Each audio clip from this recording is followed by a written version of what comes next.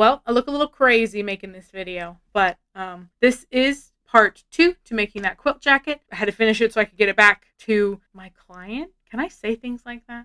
I had to finish it so I could get it back to my client because it was time to turn it in. Here's the part 2. This is only 2 parts. All of it's in there. Longest video I've ever made. Hope you enjoy. All right, here it is. The quilt. This is the quilt.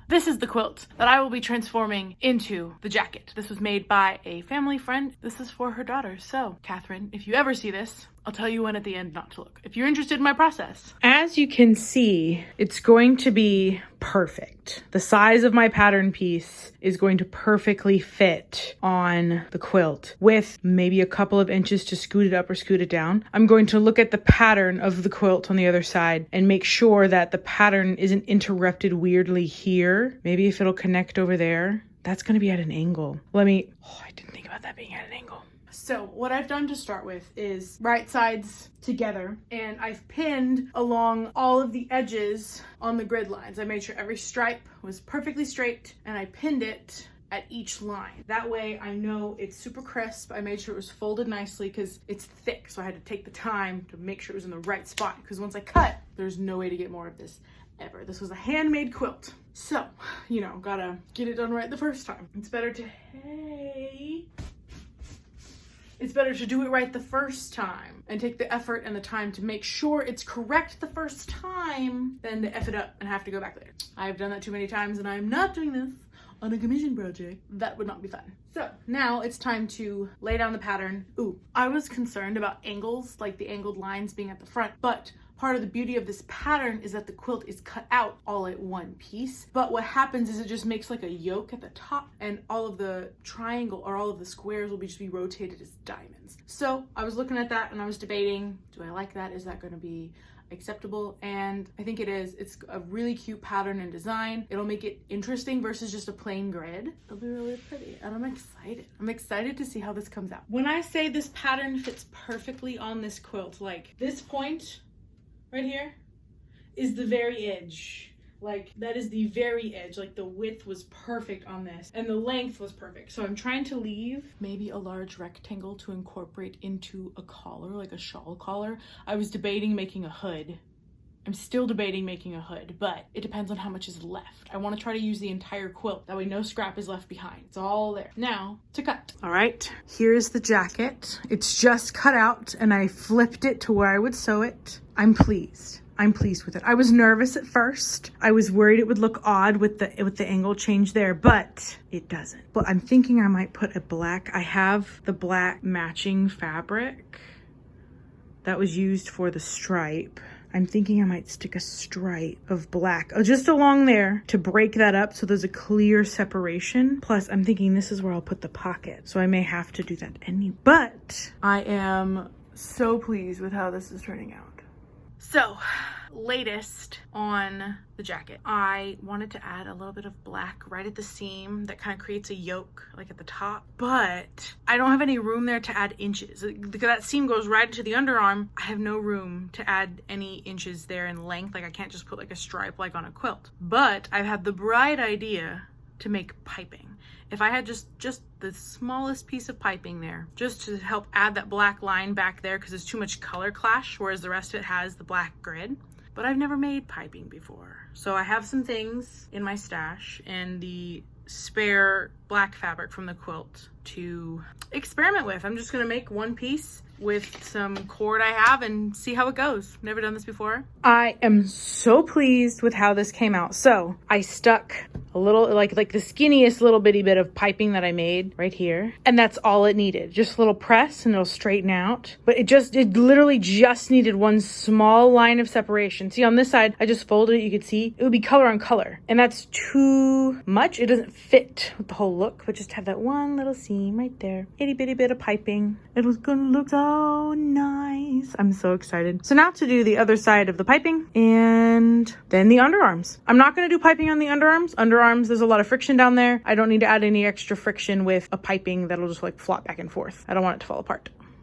So I have the jacket cut and sewn. I want to use every part of this quilt to make the jacket, and I think I have enough pieces left to have a cool hooded jacket. Pattern would be also on the outside of the hood, would be super cool, but I need to see if I have enough pieces to do it. I'm trying to design a hood that isn't too close to the face. It's nicely on the head. I think I have the right shape in mind. This jacket also comes with a shawl collar. It would be super cool if I could somehow incorporate the hood into the shawl collar. I'll have to play around with the pattern again.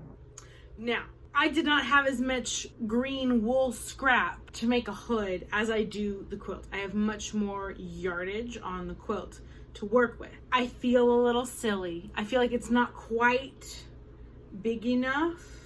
Like I want it to, like it sits nice on my head, but I want it to come down. Like I want it to be at my eyebrows.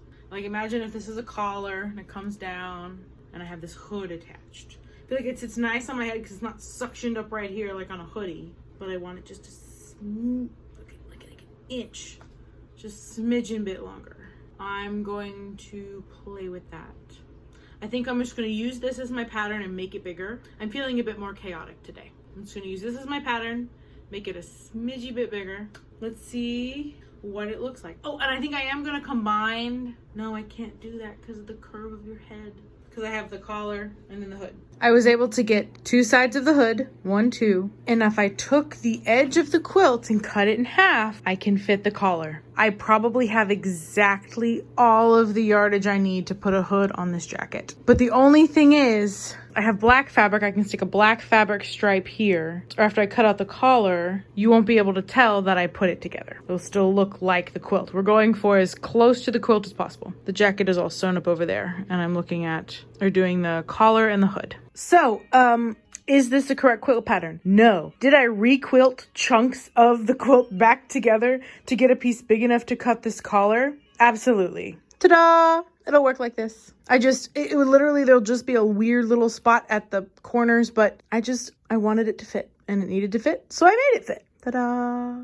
This jacket is being picked up, this weekend. So I'm on crunch time now. I gotta finish it. Kitty, this jacket's on crunch time now. So it's collar, pockets. I might, instead of do a hood, take the extra fabric and make a matching bucket hat. I don't know. We'll see. But I'm gonna try to use all of the quilt pieces into something. That way I use all the pieces of this quilt. I don't want to have any of these quilt pieces at my house. I want them all to go back to her because it was handmade. It's important. All right. I took chunks of the quilt and re-put it together to get here. It's not exact. The squares are not quite as big anymore and the stripes are off. I mean, like this half is just, and you know, it's kind of cut off right there, but I don't need those edges. I need the middle. I need to cut out this collar. I took off my mock-up collar and laid it out. It'll fit all the way around. I can now have a piece of quilt big enough for the collar, and then I can look at hood, hat, and pockets. So I just took all the time to make this collar piece that is still matching up with the grid, only to realize that I'm having the collar be contrast.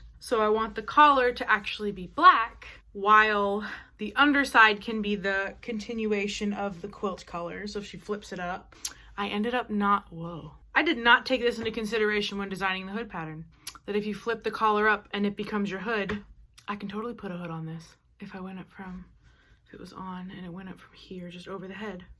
Huh. Well, anyways, it's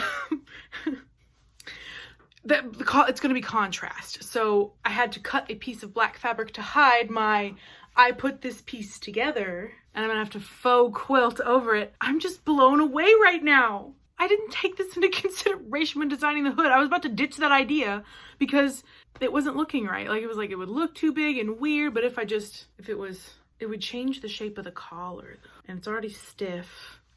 No, I think I am still going to go making a separate hat because if this was a hood, it's not flexible enough to easily flip over your head, to flip it up. I'm going to put it on the jacket first.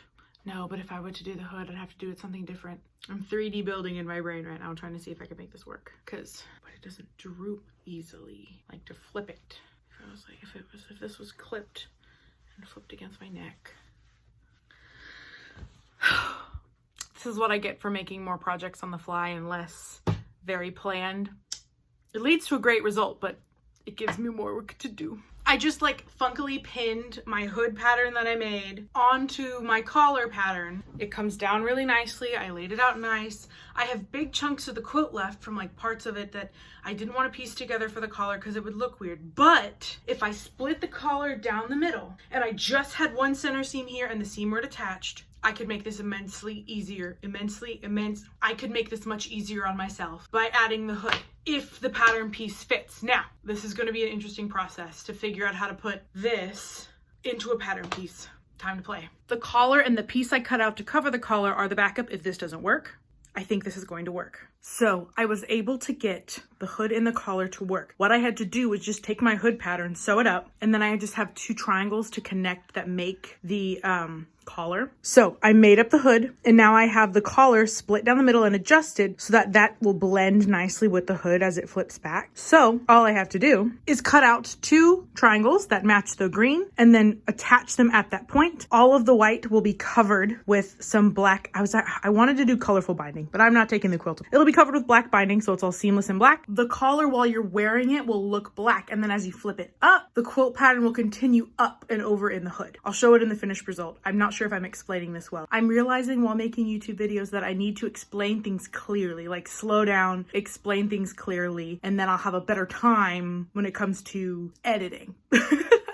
Okay, collar, all the white will be covered, but collar, sit like this. Look at that. It flips up. The hood is nice and wide. I like how wide it is. You can still pull it tight over you, especially if it's like overlap, but it's not floppy. It's not pointy, but it sits wide. It's like an elven collar. It's super flattering because it frames the face really well, but it stays on. It's warm. I'm just had this on for a few seconds and it's already warm. Now to attach it to the coat. All of the seams are covered and it looks so pretty and neat inside. I'm so excited. Now to attach it to the jacket. Here we are so far. The hood is attached. Now, because all of my edges are not finished and things are not sitting the right way, it's a little bit floppy looking, but I think it's coming along really well. It looks really cool. The pieces are working together. I think I just need to press it and finish my seams, and I think it'll be really nice. I bet if I roll this up, ooh, that could look good with a nice cuff. That's perfect for like my hand. I'm thinking I'm just gonna like cuff it and press it that way for her, and then she can 2 black covered buttons. I'm not adding any color because, oh my goodness, the color in this jacket, having the black accents really makes the jacket. It really makes it a jacket. So, not so, when there's too much color, I feel like it looks, at least on me, it looks kind of like a robe. But I'm imagining, 2 buttons, and then imagining someone with sweaters, clothes, maybe a bit bigger than me. Because like, if this was long, it could be a robe on. But I'm imagining a person. Oh, that looks so cool. I'm so pleased. Here she is so far. Hood on. Inside all complete. Inside's all finished and neat and nice. Now I just need to do the edge binding for the hem and the edge all the way around the hood, and then the cuffs and pockets. And then I'm done. I realized I didn't film this part, but I had this old button cover kit from my grandma, and I was able to make some really nice buttons with matching black fabric. I couldn't find any toggles that I liked, but yeah, look at grandma coming in clutch again. Here is the jacket so far. All the edges are finished, and all it's missing is pockets and buttons. So I have my mannequin out. His name is Bruce. He's helping me I'm not good at talking sometimes. He's helping me see where the buttons need to go. I'm thinking 1, 2, 3, maybe 1, 2, 3 down low. I think I might want to put one right on that line. I don't know yet. I'll decide in a minute. Finished, pressed, ready to go. I couldn't find any toggles that I liked, so I made some covered buttons with the fabric, and there was enough extra on the quilt that I was able to give it a hood. Well, here she is in her full glory. I actually took this video to send to the woman who made this quilt, who contracted me to make the jacket.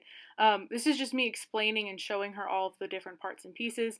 I am very lucky that I know this woman, and so I felt comfortable and safe enough to take some of my liberties, like adding the hood and adding the buttons and kind of my methods. She was so excited to receive it, and I hear wonderful things that her daughter loved it, And so I'm just explaining I couldn't put a pocket from the outside, that I had to do one on the inside. That's why my hand was running down. Yeah, I was explaining how the pocket had to be a patch pocket inside instead of having an entrance from the outside, so there wasn't just a loose pocket bag. But yeah, so it came out really well. I'm demonstrating all the bits and pieces. At this point, she had not known that I decided to put a hood on it, and I didn't think about it until way later that I did not tell her I was doing that. So I was blessed that she let me have some creative freedom and liberties, because it came out so nice. See, it lays real cool. It's just awesome, and I'm showing how it feels like I'm wrapped in the quilt. When I was wearing it, it felt like I was wrapped in a blanket, and it was super exciting and fun, and I really had a fun time with this project. If you've made it this far, thank you for watching. Yeah, I'm trying to do the whole scheduled thing, trying to do the whole YouTube thing. Oh my gosh, kind of hard. So I'm just gonna post when I can. I'll let y'all know. I'll be announcing my next project on TikTok soon. I need to clean my sewing room. Yeah, thank you. If you liked what you saw, keep watching. Come back and see me. If you didn't, do what you feel like you need to do. Bye.